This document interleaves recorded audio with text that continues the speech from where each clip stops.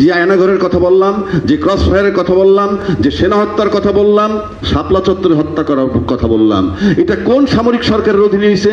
রাষ্ট্র আপনাকে বলেনি ক্রস ফায়ার দিবেন, দেখান আমাকে কোন আইন আছে। রাষ্ট্র আমাকে বলেনি যে সামান্য একটা ওসি মেজর সিনার বুকে গুলি চালাবে। আমি বিশ্বাস করি যারা আজকে এখানে উপস্থিত, আমি নিশ্চিত করে বলতে পারি তারা সবাই আমার চেয়ে ভালো জানেন রাষ্ট্র বলতে কি বোঝায়।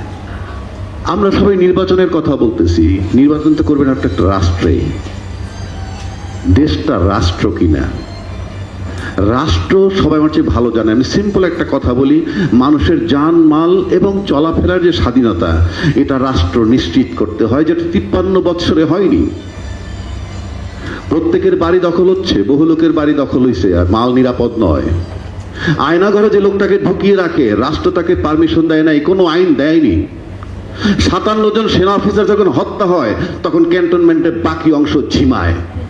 এটা রাষ্ট্র নয়।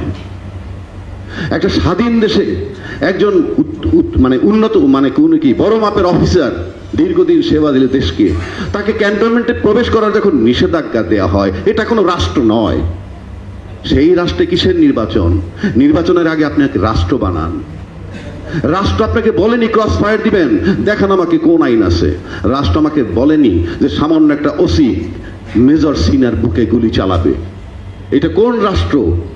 দেশকে আগে রাষ্ট্র বানান। আমি নিশ্চিত করে বলে দিচ্ছি, আমাদের একটা ভূখণ্ড আছে, কিন্তু সেটা রাষ্ট্র হয়নি। যদি রাষ্ট্র না হয় কোথায় নির্বাচন করবেন? কথায় কথায় বলে রাজনীতিবিদদের কাছে দেশ নিরাপদ। আমি নিশ্চিত করে বলছি, বাংলাদেশের সবচেয়ে বেশি অনিরাপদ, দেশটা অনিরাপদ হলো রাজনীতিবিদদের কাছে। আপনি চক্ষু বন্ধ করে ভাবেন, যে আয়নাঘরের কথা বললাম, যে ক্রস ফায়ারের কথা বললাম, যে সেনা হত্যার কথা বললাম, শাপলা চত্বরে হত্যা করার কথা বললাম, এটা কোন সামরিক সরকারের অধীনে হয়েছে? কোন ইউনূস সরকারের অধীনে? কোন ফখরুদ্দিন সরকারের অধীনে? এগুলো সব নির্বাচিত সরকারের অধীনে। বারবার কথায় কথায় কেন আপনারা বলেন নির্বাচিত সরকারের কাছে, রাজনৈতিক সরকারের কাছে দেশ নিরাপদ? আপনারা তো প্রমাণ করতে পারেননি। 21 আগস্ট গ্রেনেড হামলা, রমনা বটমূলে হামলা, সিরিজ বোমার হামলা কোন সরকারের অধীনে হয়েছে? রাজনৈতিক সরকারের অধীনে। আর আপনি রাজনৈতিক এত কোয়ালিফাইড মনে করলে আপনাকে ঘাড় ধাক্কা দিয়ে সরিয়ে সামরিক শাসন আসে কিভাবে? সে তো প্রজাতন্ত্রের সার্ভেন্ট। তার মানে কি? আপনার অপরাধ অপকর্ম এমন জায়গায় যায় যে কর্মচারীরা আপনার চেয়ে টপে চলে যায়। আপনার কাছে তখন এটাকে মব জাস্টিস মনে হতে পারে, দেশবাসীর কাছে কিন্তু সেটা বিচার, ন্যায় বিচার। এগুলো আপনাকে মাথায় রাখতে হবে।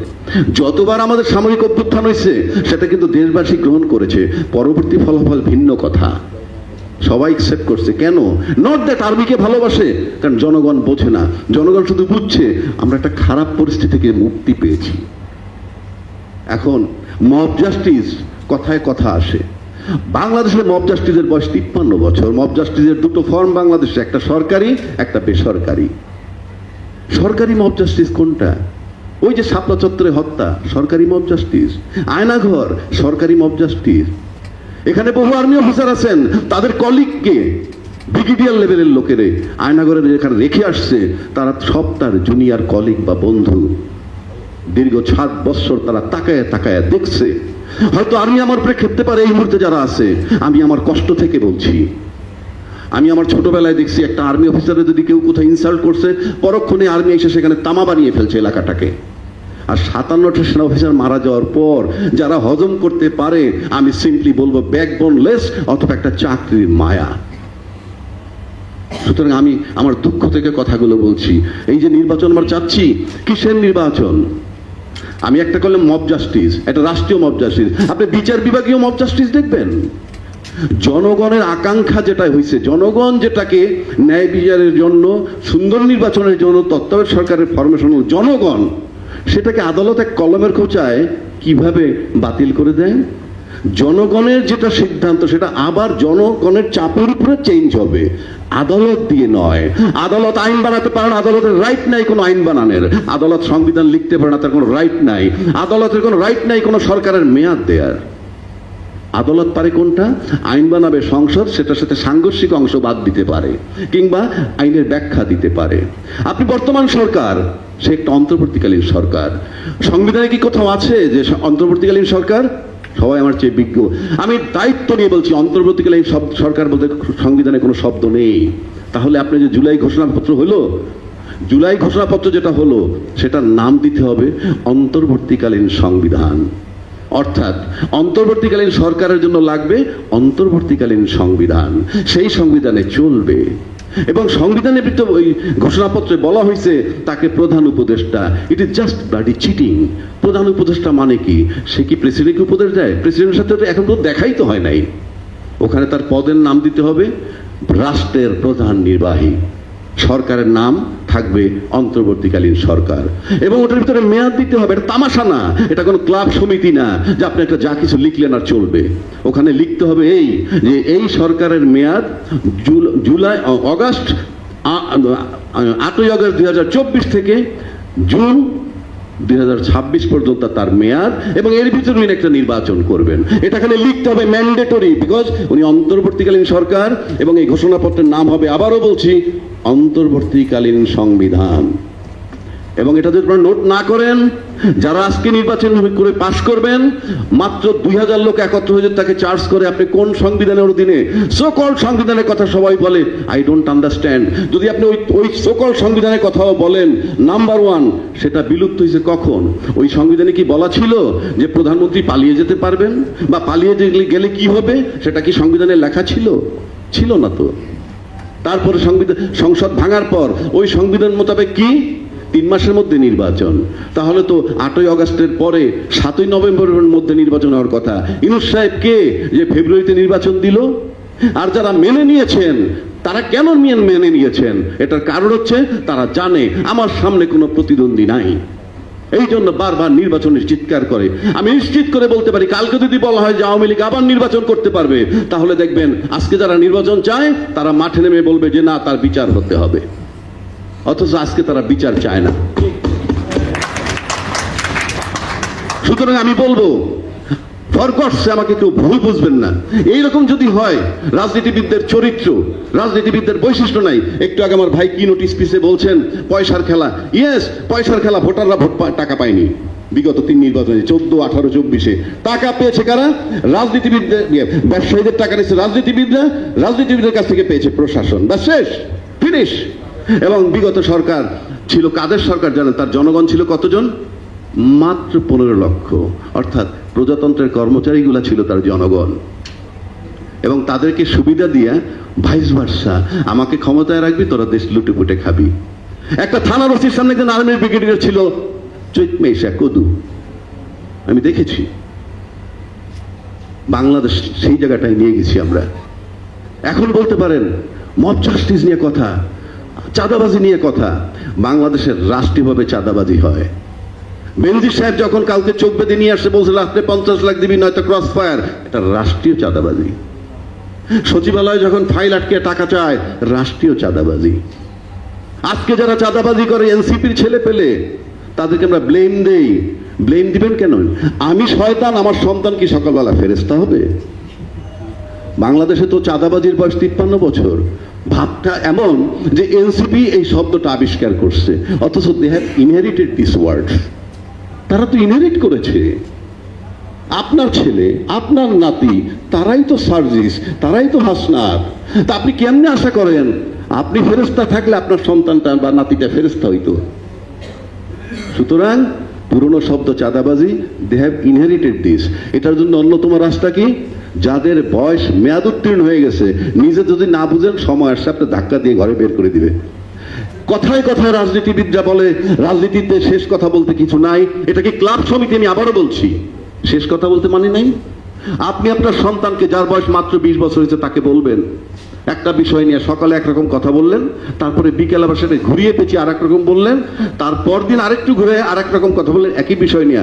ফর গডস, আপনাকে ঘরে ঢুকতে দিবে না সেই ছেলে, because you are a cheat, you are a liar. কারণ আপনি এক ইস্যুতে 3 ফর্মে কথা বলেন। আর রাষ্ট্রের জনগণ, সকল যারা জনগণ দলের সাথে সম্পৃক্ত, তারাও বলে রাজনীতির শেষ কথা বলতে কিছু নাই। এটা কি তামাশা নাকি? আপনি দেশ চালাবেন, আপনার কথা ঠিক থাকবে না? আপনি যা মন চাই তাই করবেন। আপনাকে এই অধিকার কে দিছে? সুতরাং আমি মনে করি জুলাই বিপ্লব সেদিন চিট হয়ে গেছে।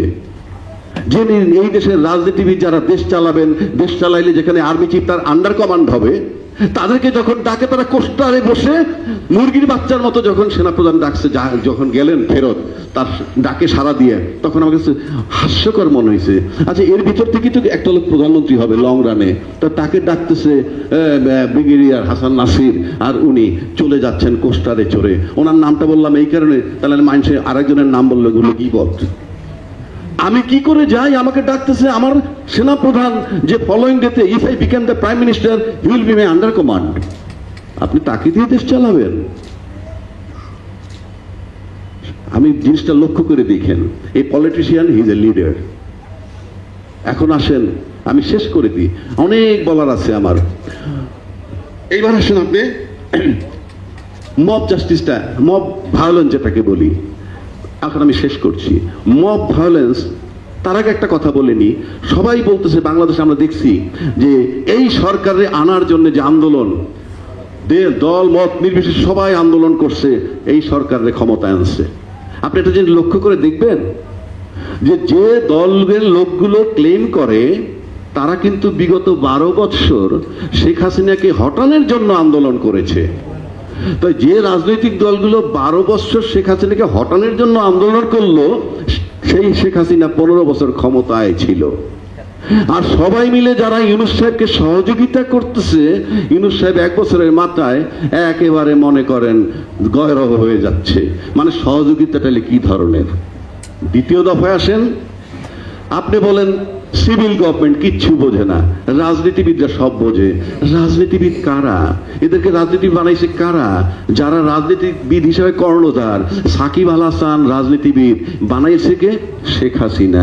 নায়ক ফিরদৌস রাজনীতিবিদ, বানাইলো কে? শেখ হাসিনা। মোবাইল ফোন ব্যবসায়ী মোর্শেদ খান রাজনীতিবিদ, বানাইলো কে? তখনকার সরকার। তো এরা যদি বাসাতে ডাক দিয়ে নিলেই রাজনীতিবিদ হয়, আর রাজনীতিবিদের উদ্দেশ্য যদি থাকে ক্ষমতায় যাওয়া, তাহলে ইউনূস সাহেব ক্ষমতায় গেছেই, সে তো রাজনীতিবিদ বটেই।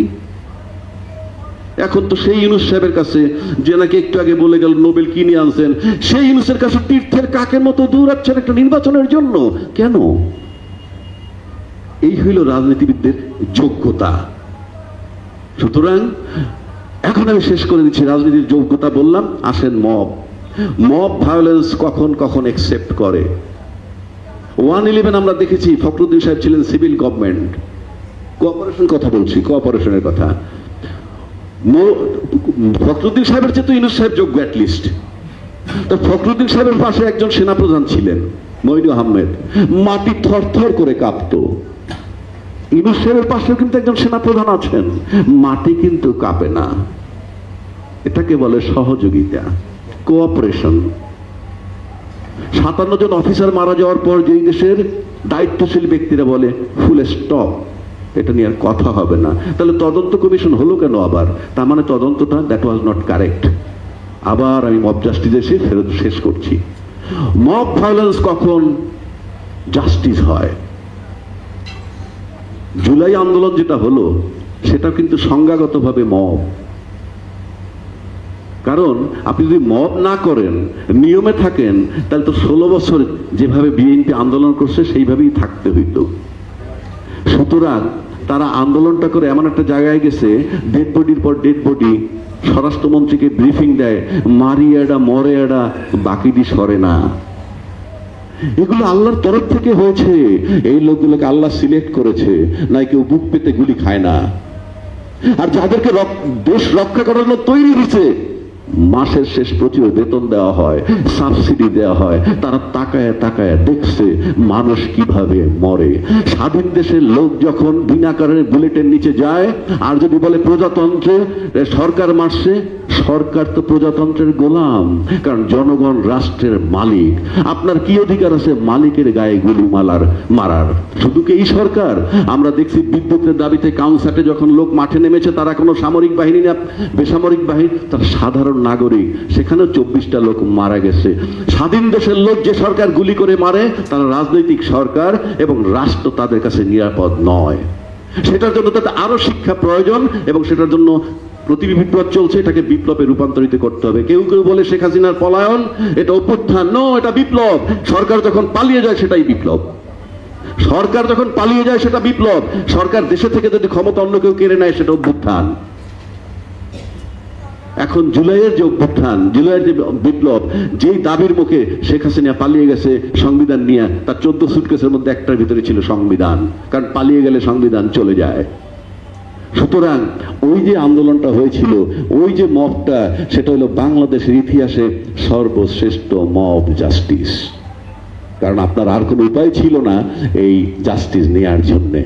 সুতরাং জুলাইয়ের আন্দোলন ছিল বাংলাদেশ ইতিহাস সবচেয়ে বড় মব জাস্টিস। জাস্টিস, জাস্টিস মানে ন্যায় বিচার। এভিএম খায়রুল হক সাহেব বিচার বিভাগীয় মব করেছেন। এই যে মব জাস্টিস যেটা হয়েছে, এটা ধরে রাখার দায়িত্ব বাংলাদেশের সকলের। আমি জানি এখানে অনেক আর্মি অফিসার আছেন যাদেরকে গায়ের জোরে তাড়িয়ে দেওয়া হয়েছে সেনাকুঞ্জে যখন তারা প্রতিবাদ করেছিলেন। আমি নিশ্চিত করে বলতে পারি এই শক্তিগুলো কাজ করছে। আমি নিশ্চিত করে বলতে পারি বিডিআর উপরে নির্যাতন হয়েছে সেই নওজওয়ানরা কাজ করছে। আমি নিশ্চিত করে বলতে পারি এই সমস্ত মা বোনদের যার বুক খালি হয়েছে তার দীর্ঘ নিঃশ্বাস চলমান থাকবে। এবং রাজনীতিবিদ তাদের একটা সন্তান কিংবা একটা নাতি এই আন্দোলনে মারা যায়নি। তারা তাদের সন্তানকে বিদেশে পাঠায় আর কৃষকের ছেলেকে মাঠে পাঠায়। এটাকে মাথায় রাখতে হবে।